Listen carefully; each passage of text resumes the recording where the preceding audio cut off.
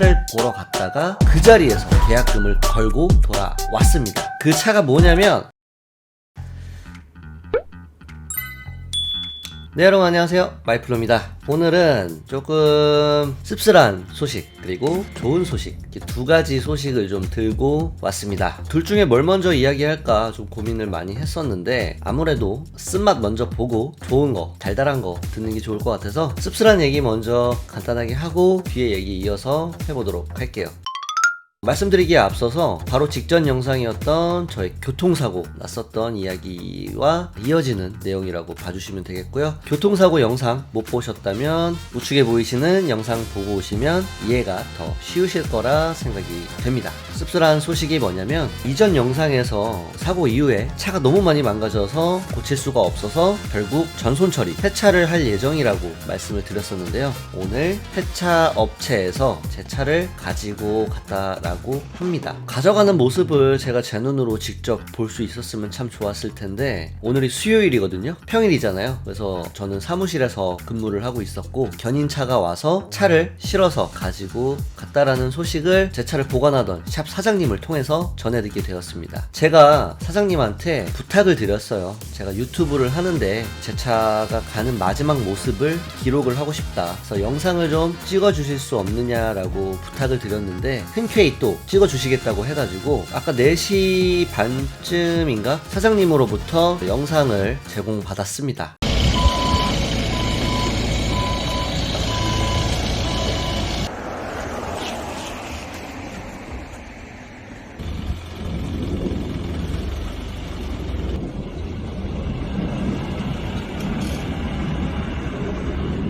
그 영상을 받아서 본 게 저희 사무실이었는데 직원들이 다 있었거든요. 솔직히 보다가 저는 울컥했는데, 아마 혼자 있을 때 봤다라면 눈물을 흘렸을 것 같아요. 지금 이 얘기를 듣고 일반적인 분들께서는 그게 왜 울 일이야? 라고 생각하실 수 있을 것 같아요. 왜냐면 자동차를 이동수단으로 생각하시는 분들이 대다수이기 때문에, 차를 폐차를 해서 속상한 건 알겠는데 그게 눈물까지 흘릴 일인가? 라고 생각하실 수 있을 것 같은데, 저는 앞서 말씀드렸듯이 차를 굉장히 좋아하는 차장이고, 어렸을 때부터 차를 굉장히 좋아했는데, 매번 차를 새로 구입할 때마다 이름을 지어줘요. 차에 무생물이고 쇳덩이, 기계 덩어리일 뿐이지만 나름의 어떤 교감을 하면서 저의 친구와도 같은 존재로 여기면서 차를 아껴주고 하는데요. 차가 트럭에 실려서 떠나는 모습의 영상을 받아보는데 제 차한테 너무 미안하고 굉장히 아쉽고 이런 마음이 들어서 순간 울컥하는 감정이 올라와서 눈물을 흘릴 뻔했습니다. 약간 여기 이렇게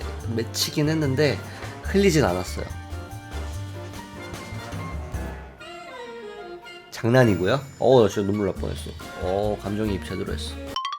아무튼 제 채널에 저처럼 자동차 좋아하시는 분들도 꽤 계시는 걸로 알고 있거든요. 그분들은 아마 제 마음을 이해할 거라고 생각이 돼요. 차를 판매를 한다거나 폐차를 한다거나 뭐 이렇게 제 손을 떠날 때 어떤 그런 복잡 미묘한 감정들이 좀 올라오긴 하거든요. 이 마음을 저와 같이 자동차를 좋아하는 분들이라면 이해를 하실 것 같은데요. 이렇게 지게차로 제 차를 떠서 트럭에 싣고 떠나는 모습까지 보여드려 봤습니다. 다시 봐도 저는 약간 울컥해요. 그래서 굉장히 마음이 씁쓸했습니다. 씁쓸하다는 표현이 딱 맞는 것 같아요.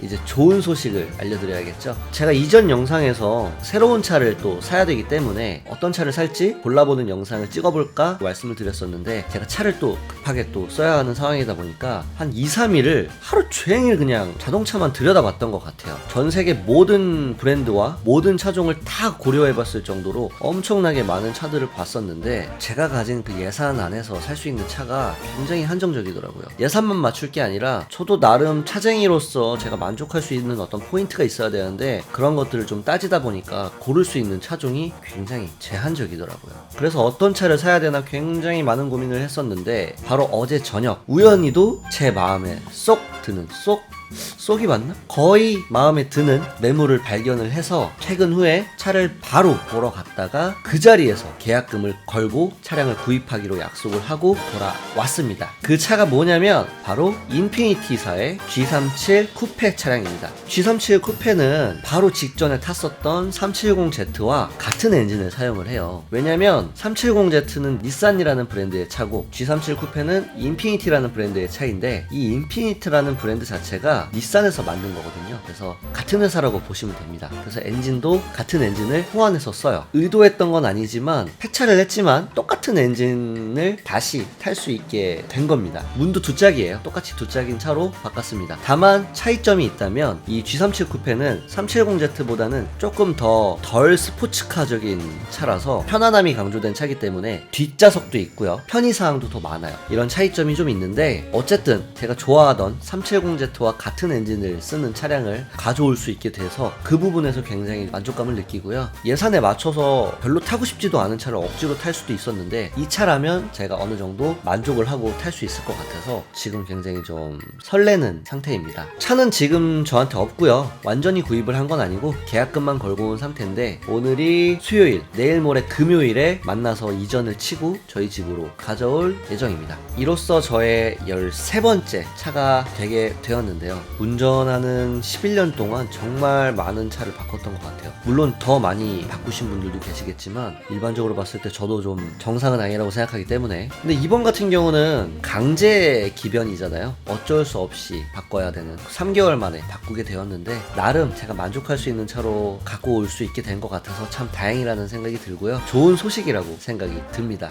유튜브 다시 시작하면서 말씀드렸던 자동차 관련 컨텐츠는 G37 쿠페를 가지고서 여러분들한테 보여드릴 것 같고요. 오늘 전해드릴 소식은 딱 여기까지예요. 더 길게 하면 너무 지루하기 때문에 G37 쿠페에 대한 내용은 차를 가져오고 나서 따로 별개의 컨텐츠로 소개를 해드려 보도록 하겠습니다. 오늘은 저를 지켜주고 떠난 370Z 폐차 소식 그리고 제 13번째 차로 함께하게 된 G37 쿠페 안내 드리면서 오늘 영상 마무리하도록 할게요. 오늘 준비한 내용은 여기까지고요. 빠르게 또 다음 영상으로 찾아뵙도록 하겠습니다. 영상 끝까지 봐주셔서 감사드리고요. 저희 마이플로 채널 구독과 좋아요, 알림 설정까지 해주시면 대단히 감사드리겠습니다. 다음 영상에서 만나요. 들어가세요.